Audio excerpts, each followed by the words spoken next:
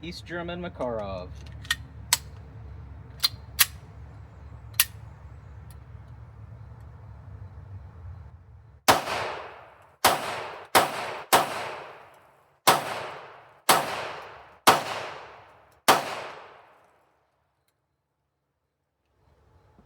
CZ-82.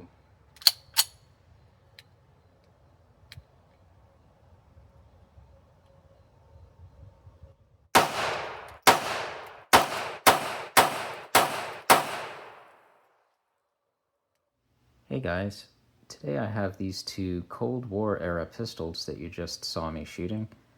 If you're a regular viewer on the channel, you may have seen this one before on a short video. This is a CZ-82. This one I've just picked up recently. It's an East German Makarov, and I do believe it's correct to accent the second syllable, Makarov, although if you say Makarov, I'm not going to blame you. So let's compare these a little bit. Just to talk about my shooting impressions, the CZ-82 really has a sharper recoil than I expected, despite being larger and heavier. Now the trigger weight on this guy, in double action, it's 10 pounds. In single action, it's 4.5 pounds. This East German Makarov has a better trigger, I think. It's really actually very nice. The double action is 7.25 pounds and the single action is 3.25 pounds. I'll show you that too in just a second. Just as a difference, I want to show you the CZ-82 has quite a wide trigger, which usually that's kind of like a competition style feature. You know, it has the effect of making the trigger feel lighter than it is, just because the forces are distributed over more of your finger. So just to show you that trigger action, it's smooth, really no complaints. It's just a little bit heavy. I should probably drop the mag, but anyway, reset. It's really not too far out. And then you're right back on the wall. And pretty nice break.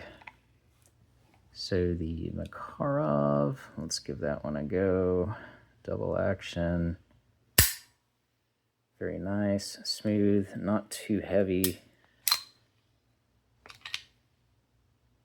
Reset. Just there, and just a very tiny amount of take up. And a pretty nice break. So really very nice shooting for the era of pistol. You know, you would expect these things to be less refined than they are, but they're really pretty nice. So as a little more detailed background, you know the Makarov is a single stack design.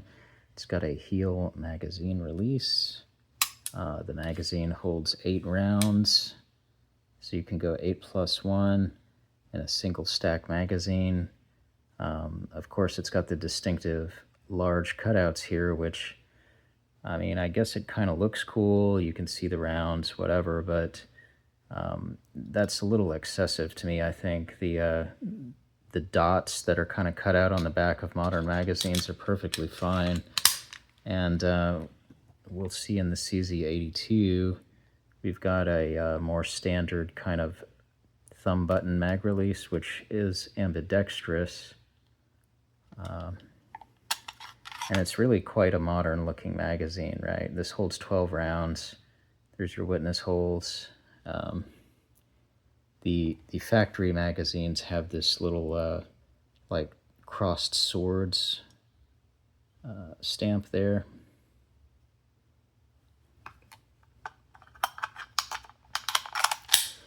All of the military versions have chrome-lined barrels. I'm not sure if all the commercial versions do. The Makarov has a safety lever on the left side of the frame, and this one is also a decocker. So when you put it on safe, it will decock the weapon. And then on safe, the trigger is blocked from moving and the slide's blocked from moving. if you were going to carry it, I would carry it like this, I think. Hammer down, safety off. That long, somewhat heavy double action trigger's plenty good as a safety mechanism. The CZ-82 has an ambidextrous safety. To cock the hammer. It doesn't move all that much, but it's on both sides of the frame. That's very cool for a gun of this this design era, right? This age. Now, there's no decocker built into the CZ-82. If you would want to decock, you're going to have to lower that hammer manually by pulling the trigger. The safest way to do that is to put your thumb in front of the hammer. That way there's really no risk of slippage, right? If it slips, it's going to hit your thumb, which isn't going to be pleasant, but it's not going to fire a bullet. So, thumb in front of the hammer, pull the trigger. As the hammer starts to move, first you have to put it off safe. All right, thumb in front of the hammer, pull the trigger. As the hammer starts to move, take your finger off the trigger, let the hammer go all the way down into that kind of half-cock position. Okay, that's much safer than trying to pinch the hammer or put your thumb on the spur. Now to talk about the finish. All the military Makarovs, I think, are this beautiful deep blue. The gun itself, the lines of it just look great, I think. It really doesn't look like a crude piece of Russian engineering. This one's East German, of course, which usually is thought of as the best made ones. And really, the quality of the machining is very nice on this one.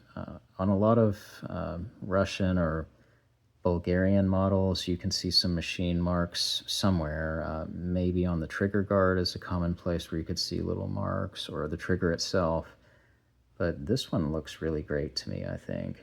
And this one was made in 1961. The CZ-82s have a painted finish. And that paint is not that durable. They all seem to chip. This side's a little worse. Now, this one was made in 1990. So, should you think about refinishing something like this? Maybe, you know, if that's something you want to do. So, when it comes to refinishing military firearms, if you've got something that's truly rare and collectible, you shouldn't do that. Like, you shouldn't re-blue a Luger. Definitely don't chop a stock or something like that to sporterize it if you're worried about collector value. But a gun like this is not truly rare. And I think the reality is, if you did refinish it, say do a nice Cerakote, or maybe even chrome plate it, for most buyers, you're going to actually increase the value because people like to buy good-looking guns. Now, you're not going to get the money out of the refinishing job, really, but compared to something that's worn, I'm talking mass market, you're going to get a little more value, I think. True collectors want the original finish, but these things are not that rare, so you can always find one with original finish. At least today you can. Now getting back to the Makarovs, so genuine CNR eligible military Makarovs are somewhat rare. Most of the Makarovs that you find on the market are made for the commercial market, actually, and are not CNR. That goes for most of your Bulgarian Makarovs, which I think are the most common in the United States anyway. Now, real military Makarovs never had adjustable sights, which you'll find on some of the Russian models. And the thumb rest grips that you'll find, they have like a ledge here. those are not a military feature. That's done for import points because it makes it more of a sporting arm, right? You have to get a certain amount of import points to be able to import these pistols into the United States. Also, if you have a 380 model, that is not a military model, although it might be nice for ammo availability in the U.S. Now, these guys were originally designed in 1947 or 48, and although it obviously wasn't designed for CCW by American civilians, it's really a pretty good gun for CCW due to its thin profile, relatively lightweight. It's tough, it doesn't have a lot of sharp edges and corners. So many people you would find carrying these back in the day. I would say this may have been your best CCW option for several decades after it was made, not really being eclipsed until the assault weapons ban era, which was 1994 to 2004. And during that time, because magazines were limited to 10 rounds, you saw a lot of guns being made just big enough to fit 10 rounds, right? Or a little bit less, like your first-gen Shields. We had a surge in new, reliable, and affordable 9mm pistols at that time. So sometime in the 90s is probably when you got guns that were clearly better than this for CCW, although this one's still not that bad. The weight of this guy, it's a little bit heavy. That's probably its biggest drawback. This weighs in with the empty magazine at 25.4 ounces, which, isn't extremely heavy. That's only about an ounce more than a Glock 19, again with an empty magazine. Although your polymer-framed micro 9s like a SIG P365 are clearly lighter because, again, this is all steel. The CZ-82, it's thicker, it's a little bit heavier, it's 27.7 ounces with the empty magazine. It's got a few more sharp kind of corners, so I think this one is not quite as ideal for CCW as the Makarov. The hammer spur there too is maybe another sharp corner. But I will say about the CZ-82, this is probably the absolute top of blowback pistol design. It seems way ahead of its time. It's got modern features such as polygonal rifling, the ambi mag releases and safeties. You've got the option to carry it cocked and locked or decocked, although no decocker built in.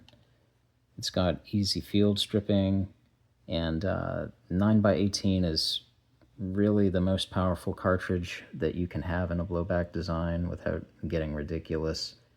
Of course, you can look at high points and stuff like that, but this probably really is the top of your blowback pistol designs. Really nice gun from the era. So yeah, if you're interested in these 9x18 pistols or Cold War era guns, these are both great to have. Of course, there are several other 9x18s which are fascinating in their own ways. This is what I have right now, so I just thought I would show them to you. Yeah, always fun to have a look at historical firearms, and especially when you get to shoot them. That's all I have for today. Thanks for watching.